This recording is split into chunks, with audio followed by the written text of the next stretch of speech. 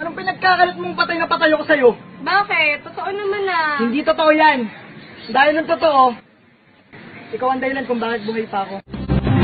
Akin ka nila, iingatan. Ayaw ko na sa mundo! Saan mo gusto? Sa mundo mo. Itinamaan, puso'y tinamaan, sadyang ikaw lang. Huwag ka na pumunta ng 7-Eleven. Dito ka na lang sa akin. Mamahalin kita 24/7. May tatanong ako sa'yo. Kailan mo balak mag-asawa? Pag 26 na ako. Ikaw?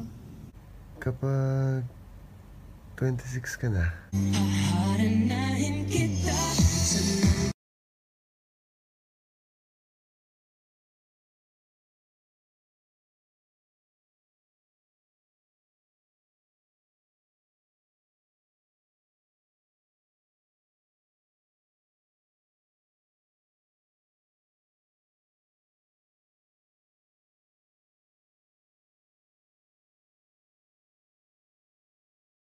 Kaya nila nalaman na Ilonggo ko. Siguro sa pananamit ko, no?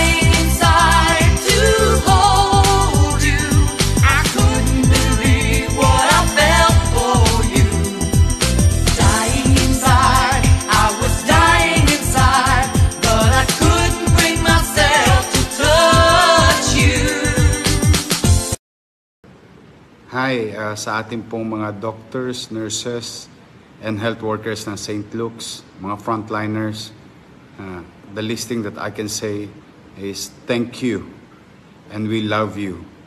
We're all the way with you, private and public frontliners in the health sectors.